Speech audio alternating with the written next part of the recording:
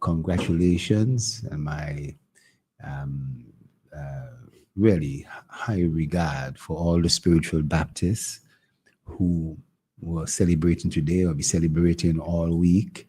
Um, Certainly, history tells us of the persecution that the spiritual Baptists underwent over the years.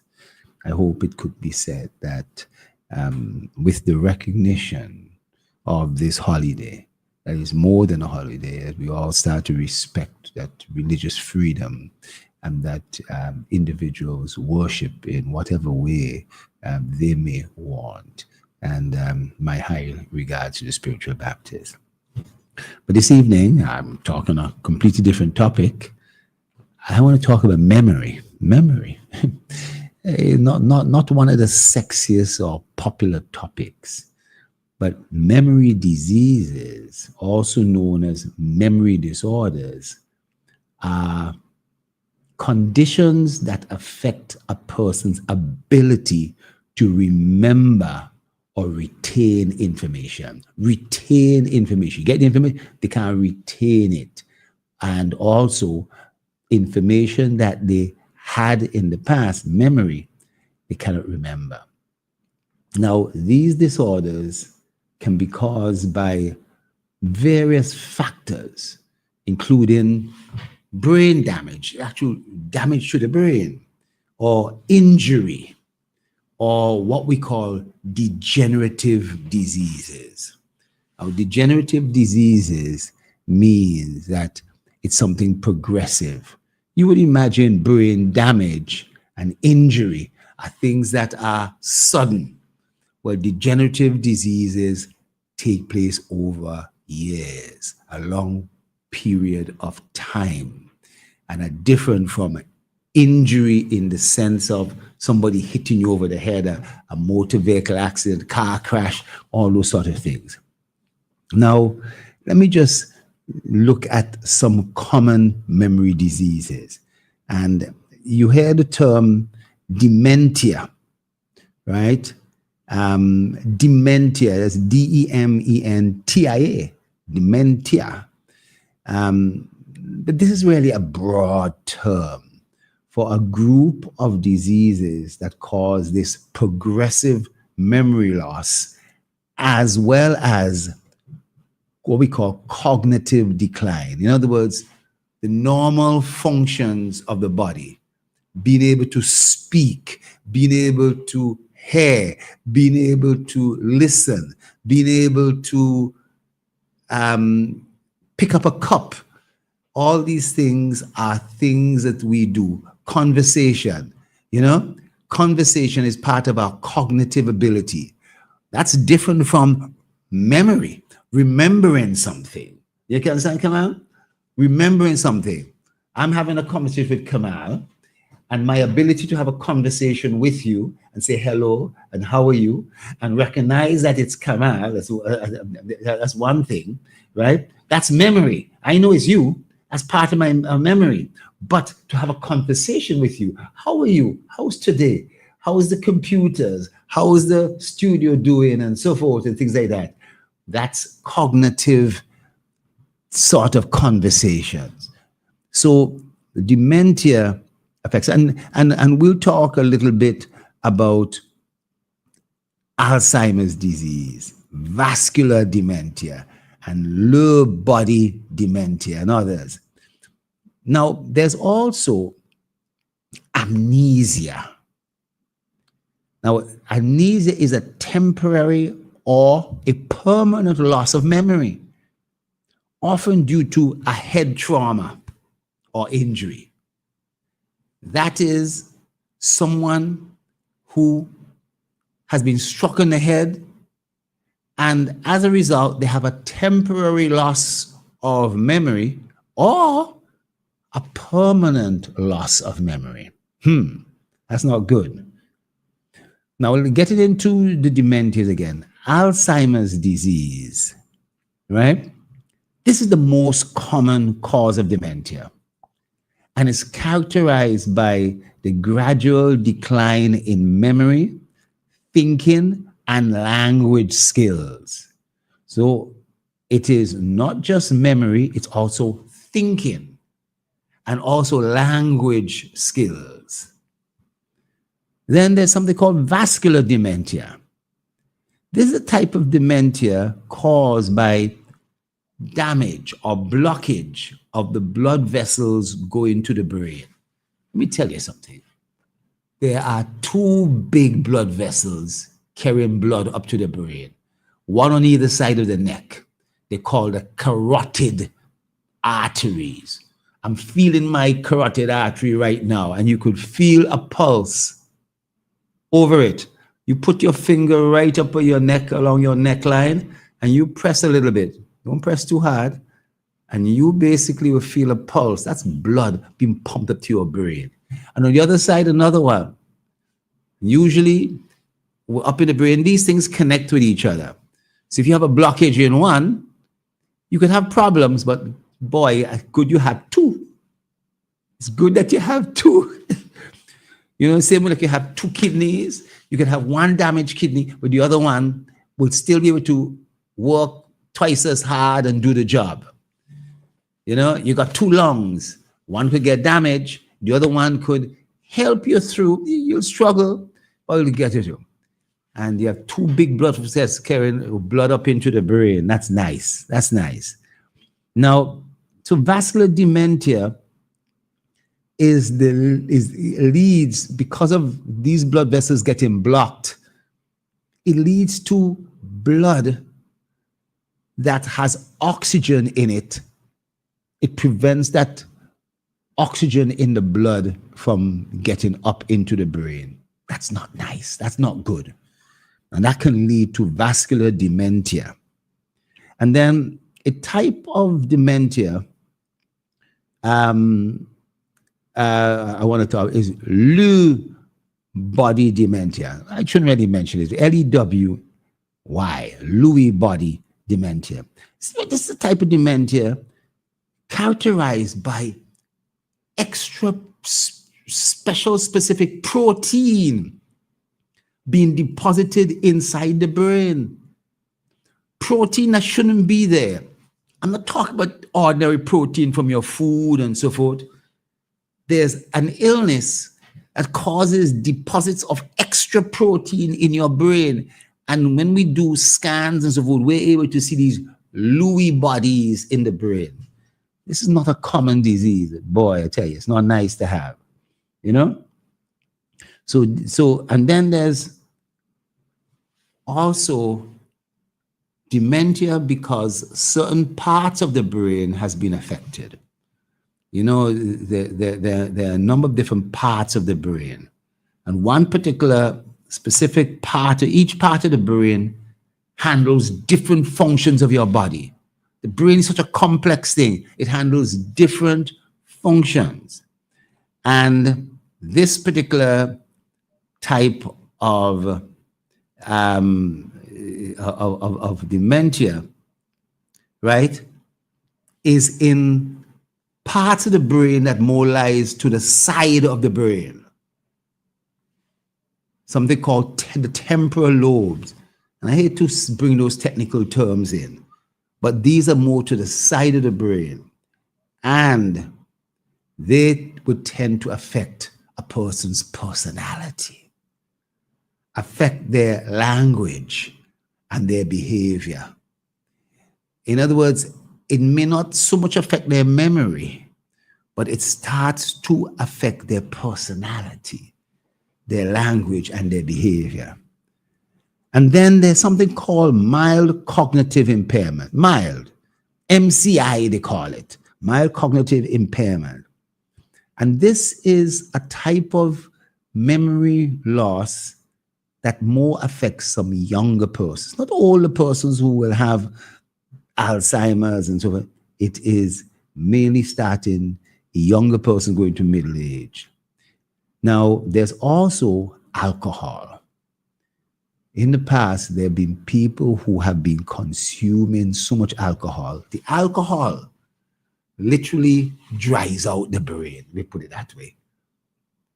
And there's an illness called Korsakoff syndrome, where the alcoholism is so bad that people also do not are able to take in enough of vitamin B1 called thiamine. We all know about the B vitamins and the C vitamins. One special vitamin is called B1. And a deficiency of vitamin B1 can lead to a form of dementia, a form of memory loss called Korsakoff syndrome. And this is mainly in persons who are severely alcoholic, people who drink a lot of rum. They don't eat. They therefore don't take in their B vitamins, especially vitamin B1. And over a period of time, they actually suffer significant illness. And guess what? Sometimes it's a matter of, if picked up early enough, we give them some vitamin B1 and it cures the problem, you know? Now, let's just get into a little bit more detail. So memory loss can be caused by a lot of different factors, I said. And I mentioned to you brain injury or brain damage, head injuries, strokes, a brain tumor can damage areas of the brain responsible for memory. What I'm indicating there is that it's not just being hit on the head by an external object. There can be damage caused to the brain from the inside. Somebody who has a stroke, that is a blood vessel that bursts or a blood vessel that gets blocked, that can lead to damage and injury to the brain. Or if, on the other hand, there's a tumor growing inside the brain and getting bigger and bigger and bigger, it's going to push away the good tissue, and this bad brain tissue is going to cause problems. Brain tumor, that's all those things coming from the inside. Now, I've been mentioning about these degenerative diseases, and I mentioned you Alzheimer's, temporal lobe dementia, and things like that. And then I went on to talk about vascular dementia. Well, there are a number of other medical conditions. And I've mentioned about nutritional deficiencies in thiamine, vitamin B1. The thyroid gland, do you know persons whose thyroid gland, which lies in the neck right here, it produces some very important substances that keeps us active, keeps us a little excited. It's like a turbo booster, what the thyroid gland produces. When and if the thyroid gland is not normally active, it's not active in a normal way, and the amount of thyroid hormone it's producing starts to drop, you can develop some serious problems from thyroid deficiency, hypothyroidism as it's called. And this certainly leads to a lot of other problems, including memory condition. And then there's medications. Do you know there are a lot of medication that as a side effect, now it may not happen to me, it may not happen to Kamal, but for you, it may cause a number of side effects. One of those side effects could be problems with memory. And anytime a person is being evaluated because they're having problems with memory diseases, we don't just think about Alzheimer's and head injury and all these other things. We also have to think, well, what medication are you on? And to see if some of these medications may in some way be contributing to the memory loss. Now, the symptoms of a memory disorder are very, broad. They somewhat depend on the type of disorder it is and the severity. In the early stages, it may not be that bad. Later on, it may be really a problem. And so the symptom, tell me if any of you or you know of someone who has this. Difficulty remembering recent events or conversation. This is often one of the first signs of dementia. But everybody forgets car keys every now and again. Everybody forgets where they parked, you know? Everybody may forget someone's birthday, you know? But the early signs is a difficulty remembering recent events or conversations. Now, another symptom is misplacing things or being unable to find them. Difficulty remembering where items are placed, where you placed your comb and brush or your passport or your ID card, your wallet. But changes in personality or behavior. This may sound strange. I'm talking about memory, but changes in personality or behavior. Individuals, I was telling you, with problems more in the lobes of the brain that are to the side of the brain, may start to experience personality changes in their behavior. And this is a suggestion of this specific type of dementia. Now, how about problems with decision making or problem solving? People just get stuck. They can't solve a problem. I'm not talking about a puzzle. I'm not talking about a crossword. I'm talking about a situation that confronts them, you know? Difficulty with tasks that require planning and organization. Now, what about treatment and management? Treatment of memory disorders focuses on managing symptoms and slowing down the progression of this memory-related disease.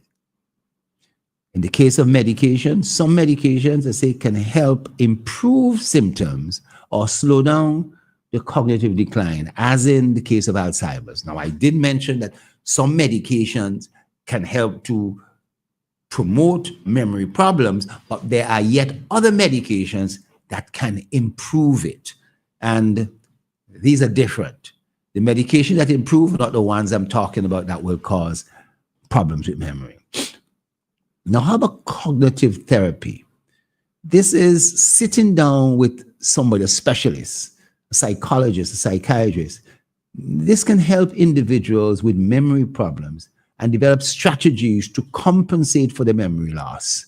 So if you accept that you have a memory loss, there are things you could sit down with a professional to do to get you better organized, let you plan things. You know you're going to forget things. These are things like right at the door, you hang up your keys. You know what I mean? Or you put up a sign on the door saying, remember your wallet, you know? Or there's a host of things that can be done. I'm not going to go into all of them. And then there's support groups. Having the support group around you, mainly family members, maybe your wife, your husband, can really help. These can provide emotional support and help individuals and their families cope with the challenges of memory disorders. There's a question here. There's a question. Good evening, gentlemen. My question is, let's say when I was younger, I would remember telephone numbers and names to go along with the numbers.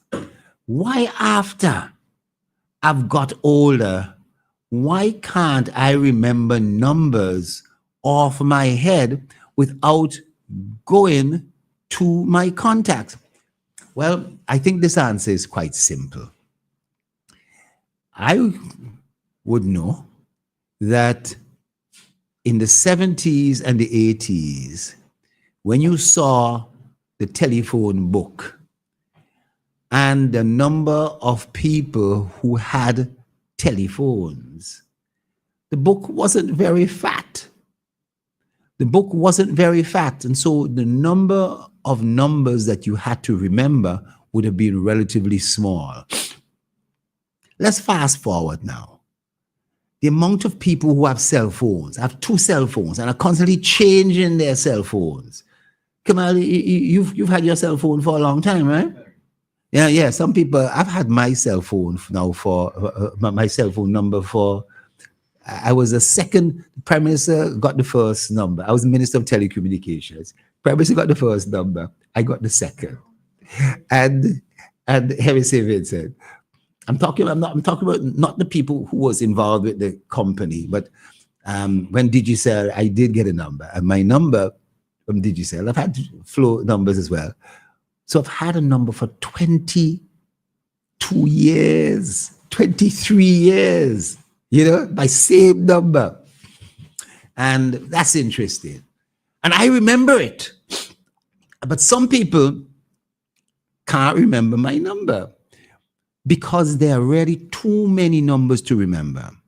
But at the same time, I want to also say that your ability to remember things does start to decline with age. It does start to decline. So the person who posed that question, it is normal that as you get older, you will not be able to remember a certain percentage of the things that you once were able to do. But the sheer volume of numbers, when you hear about so many thousands of numbers, it's just too congested. Too many numbers. I think we have a caller there. Let me take this call. Hello, good evening. Good afternoon. Good afternoon. Dr. Thompson, is there a brain physician in St. Vincent that one can go to? Well, there are 2 types of brain physicians. Let me put it this way. Hello, I'm not hearing very well. Sorry, there are 2 types of brain physicians. There is what's called a neurologist who deals with nerves and the brain in terms of disease and condition. And there's also called a neurosurgeon who basically typically performs surgery on the brain and other type of conditions. You understand? So we don't have a neurologist, but we frequently get the visit of a neurosurgeon and several neurosurgeons from Trinidad, from Barbados, and also from Cuba. Yes, sir? So any of them are here at the present moment? I think, yes, there should be somebody, a neurosurgeon, but they come frequently and they're referred and so forth. So, St. Vincent may not have the volume of patients for somebody to be resident and just dedicate what they're doing in terms of neurology or neurosurgery. They can be contacted at the hospital? They can be contacted through your normal physician who will be able to make them do a referral and do a referral. It's usually. Thank you very much. Strange, Dr. Thompson, strange as it may seem to you, I worried all day today about my brain. I couldn't remember something. I sat there and wondered if I was going stupid. No. Thank you very much, anyhow. Yes, thank you very much. Well, I must have had. Thank you very much. I must have had some premonition that persons were going to be thinking about this sort of thing. But these are things that people worry about. And you question yourself and you wonder, is there something wrong? And the truth is, there could be something wrong. And it's good to check it out. In other words, if you're diabetic and your sugar is running high, there will be some aspect of memory impairment because the diabetes affecting the blood vessels, and over a period of time, you can start to develop vascular dementia as a result of diabetes. If you have high blood pressure and the pressure is pumping blood into your brain, boom, boom, boom, and pumping it in, and the pressure is so high, it's going to do some little damage. Worst of all, if a blood vessel breaks or something happens, boy, I tell you something, you don't want that kind of damaged tissue. But then there may be stuff that you're taking, drinking, eating, or not eating that is also affecting the function of your brain. And this is where, sometimes lifestyle changes as a treatment, maintaining a healthy lifestyle, increasing physical activity, mental stimulation, and a balanced diet can help support brain health and reduce the risk of memory loss. We don't think enough about brain health. We think about our heart health, and we think a lot about our stomach health. We think a lot. We talk about our muscular health and our lung health, maybe our eye health, but we don't think enough about our brain health.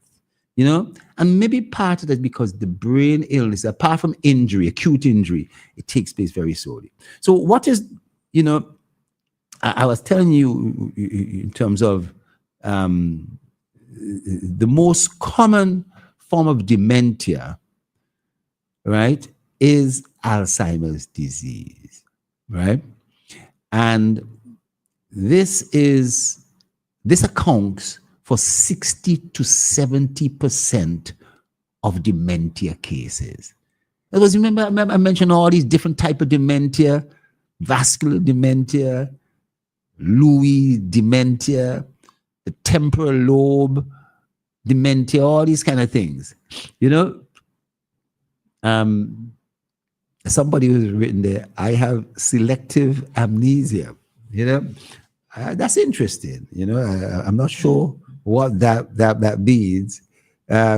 Person choose, that's voluntary, right? You select to forget something. That's all right.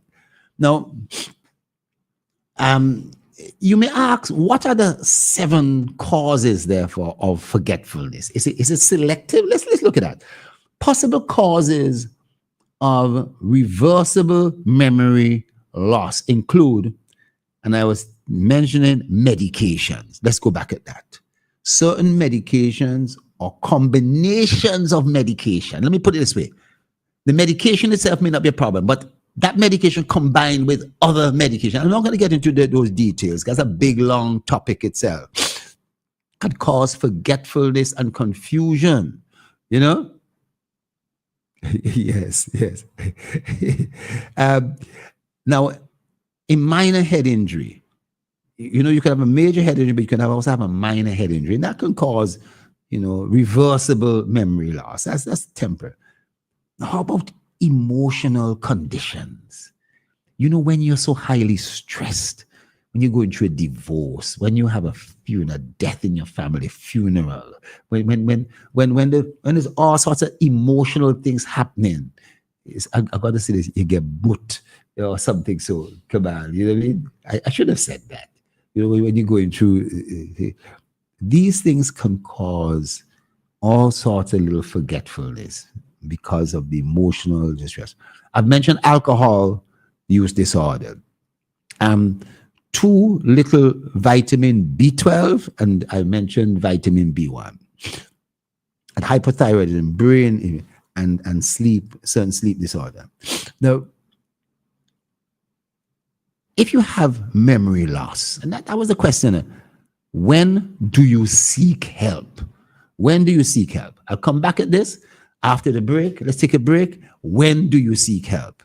People's Pharmacy, for all your pharmaceutical, skin and body care needs. Located on Grenville Street in Kingstown. They open 8 a.m. to 8 p.m. Monday to Saturday. Call them today at 784-456-1170. People's Pharmacy also stock vitamins and supplements, personal care items, toiletries, children and adult pampers, and much, much more. And of course, get your prescriptions filled by a friendly and professional pharmacist. People's Pharmacy. Come in today and let us serve you.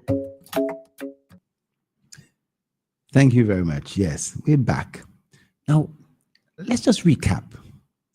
A number of conditions, not only Alzheimer's, can cause memory loss in older adults. Getting a prompt diagnosis and appropriate care is important. Now, everyone forgets things at times. Perhaps you misplace your car keys, your house keys, or forget the name of a person you just met. You just met that person, but you forget the name. Some degree of memory loss, as well as a modest decline in other thinking skills, is a fairly common part of aging. There's a difference. However, you say between typical memory changes and memory loss associated with more serious diseases like Alzheimer's, and sometimes memory symptoms are the result of treatable conditions, not just conditions that are not treatable, but treatable ones. Now, if you're having memory loss, talk to your health care professional to get a diagnosis and supportive care. Get the preliminary stuff done. A blood test, a range of blood tests, not just to see if you're anemic or to see your sugar, but there are some other tests that can be done, such as the thyroid test, such as liver function test. These things are quite important. And, here is those things may end up costing you about $200 and something cumulatively at some of the labs. But it's good to know, right? Then, so talk to the healthcare professional to help get things started. If anything, you could be referred to someone else if those preliminary tests are either inconclusive or show something. Now, memory loss and aging. Typical age-related memory loss doesn't cause a major disruption in your daily life. For example, you might occasionally forget a person's name, as we said, but recall it later. Oh, gosh, that name, Kamal. How did I forget that name? You know what I mean? I was going to try and call up Kamal earlier to tell him I'm coming in. And I'm looking up and I said, what's his name again? And I said, yes, I got it. Come on. So I didn't remember it at first, but I remembered it a few seconds later on. And that's all right. It could be a few minutes, could be a few hours. That's all right. That's not a big problem, So these changes in memory are generally manageable and don't affect your ability to work, live independently, or maintain a social life. Memory loss and dementia now. The word dementia is this umbrella term, right? Now, I have to tell you, we are not very clear on what has been causing the rise in dementia. Dementia is a new world disease. In the 1800s, going back, Chateaubriand, all of them, Napoleon, those people didn't. Dementia was rare. Let me tell you that. But over the last 100 years, dementia has been rising, such that dementia is now the number 7 cause of death. Alzheimer's and dementia is number 7 in the cause of death. Guess what? That's higher than diabetes, And it is also a major cause of disability. People age going into nursing home or going into long-term care. So it's a serious thing. So memory loss that disrupts your life is one of the first and most recognizable symptoms of dementia. Other symptoms and early symptoms might include asking the same question often. All right. Asking the same question often. Asking the same question often. I said it 3 times. So I did that deliberately, you know. Mixing up words, saying the word bed instead of the word table. For example, taking longer to complete familiar tasks, such as following a recipe in doing something. You want to bake a cake, a special type of cake or meal or so. Then misplacing items in odd places, such as putting a wallet in a kitchen drawer. You understand? I mean, you put a wallet on the bed head, or put a wallet on the side table, or on top of the television stand, or something so. Yeah? Put the salt in the fridge. I mean, you can do that. Oh gosh, I'm in trouble. I'm in trouble. Come on, I said put the salt in the fridge. No, but often then you're doing stuff, right? And for some reason, unconsciously, you end up putting what is supposed to be in the cupboard. Yes. But it's not going to be Yes. a very often something that you do often. Well, we talk about repeatedly doing some of these things. Now, replacing item in odd places, I say, like putting a wallet in a kitchen drawer, or getting lost while walking or driving in a known area. You know what I mean? Getting lost in Kingstown. You know what I mean? And having changes in mood or behavior for no clear reason. Now, diseases that causes damage to the brain that get worse over time and result in dementia, as I mentioned to you, Alzheimer's, vascular diseases, all these things I've mentioned to you, right? But the disease process known as pathology of each of these conditions is different. You know, the way in which these things cause disease different. So memory loss isn't always the first symptom of anything that leads to memory loss. The memory loss may come later on. Now, we talked about mild cognitive impairment.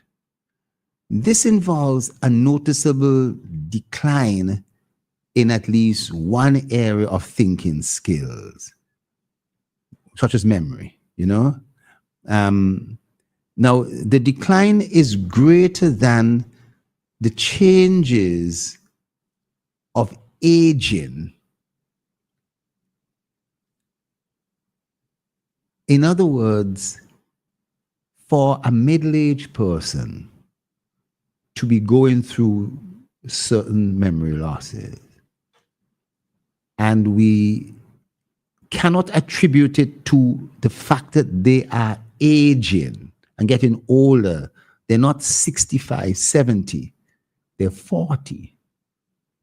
Then we got to look at this a little bit more seriously.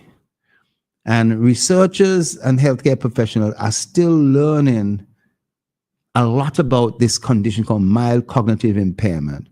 For many people, these conditions may worsen or it may get better. But again, it should not be just dismissed. Memory impairment in a young person, I've got to say this very carefully. Yeah, we have to think about if there's a cancer or a tumor somewhere, you know, and we have to do these kind of evaluations. Same time, you know, sometimes people may be depressed. People may be going through a lot of stress at work. They may be fired. They may be doing all sorts of things, you know, going on in their lives. And we got to look at this.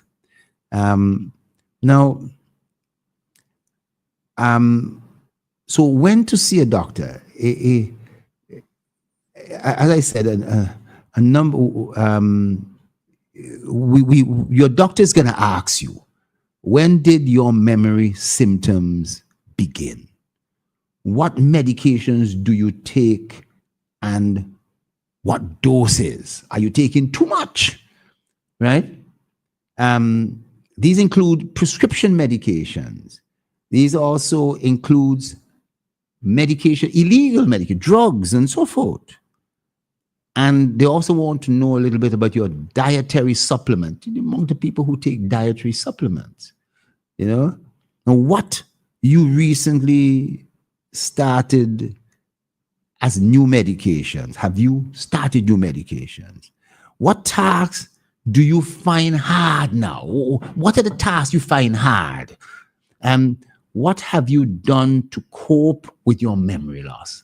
What have you done, you know, in response? Now, you've come to the doctor, but what did you do at first in this? And how much alcohol do you drink? Boy, that's a question we have to ask, you know? Have you recently been in an accident? Or were you in an accident a year, 2 years, 3 years ago? Have you recently been sick? Have you had fever and those sort of things and so forth? Do you feel sad, depressed, anxious? And have you recently had a major loss, a major change in your lifestyle, or job, or whatever the case might be? And asking these questions are critical to dig in a little deeper into why there may be some memory loss, forgetfulness, or cognitive decline. You know, the importance of a diagnosis. Now, coming to terms with memory loss, onset of some sort of dementia can be hard for you. Some people try to hide memory loss, and sometimes family members or friends compensate for a person's loss of memory by answering the question for them because they may be a little ashamed and so forth. But some people aren't aware of how much they've adapted to the changes as well. In other words, as we get older, we do adapt to these changes, but there may also be some serious problems taking place. So getting a prompt diagnosis is important, even if it is challenges. And so it's important to identify if this memory loss that you're having is temporary. You find the keys, you remember you put them in a drawer, or if it's permanent or more long-term. And in the end, a determination has to be made, ultimately, whether you are able to take care of yourself. Now, that's a long stretch. But before that, we got to begin treatment to manage symptoms. Educate yourself and loved ones around you about the illness, especially Alzheimer's or dementia, right? Determine the future care preferences. You got to say, listen, I don't want to go into no nursing home, or if anything, I won't go to nursing home, you know? These things, it's okay to discuss these things now. It's okay. Come on. It's okay to discuss these things and to identify care facilities or home care facilities. Now, there's a big difference between England, America, and St. Vincent. Here in St. Vincent, we love to take care of our elderly at home. Boy, in some places, kids who have had parents who've cared for them, battled, throw their parents into some nursing home 50 or 100 miles away. Visit them 2-3 times a year. That must be tough, you know? That must be tough. And around you, you really have to have a healthy, and you have to also settle your financial issues. Be very careful, you know, as you make your financial issues known. There may be an incentive, You know, there may be an incentive for you to go. You know what I mean? Put it that way. But we are surrounded really by loved ones. And I think that this is important. The last thing I want to say on this is that memory in general can be broken down in itself. Your memory is broken down. There's what we call sensory memory. Sensory memory. This is the first stage of memory, where information from our senses is briefly held. It includes iconic memories, that visual and voice and sounds that we hear. You know, we remember these things. You know, an ad that plays, you know, the Juicy ad, or the Courts ad, or the you know, the Bank of St. Vincent and Grenadines ad. We remember, we instantly know these things, you know? Or we see a red Juicy and so forth. We know these things. Now, there's what we call short-term memory, right? This is working memory. Short-term memory is called working memory. This holds a limited amount of information for a short duration, typically a few seconds. Short-term memory. Now, working memory is more active form of short-term memory, allowing us to manipulate and process the information we're holding. You understand? And it plays a role in tasks like problem solving and so forth. We need a short-term memory. But then number 3 type of memory is long-term memory, right? Long-term memory, LTM, long-term memory, is where information is stored. You could say permanently. It can be further divided into other type of breakdown of long-term memory. And then the last type of memory, the 4th type, is prospective memory. This type of memory involves remembering to do something in the future. Prospective memory. I remember to do something in the future. I have to remember to buy a ticket, or remember to wish somebody happy birthday. You know, it's crucial for planning and executing our daily tasks. And so these important things, you know, working memory, prospective memory, we use them all the time. And with illnesses, some illnesses will affect your short-term memory. Some illnesses will affect your long-term memory. Some will affect both. When things start to affect your prospective memory, that is your ability to plan and do things for the future, that's when things also start getting very serious, you know? So I'm breaking this down for you because, you know, long-term memory is very precious, and we really, when we start to lose parts of that, where you can't recognize your kids and you can't remember your bank account and you can't remember certain things. Now, I said already, it's okay to misplace your keys. It's okay not to remember a password. We got so much passwords and so forth, you can't remember them. And we are advised not to write them down because someone will see it and go and use your password. But boy, sometimes you gotta write the stuff down, you know.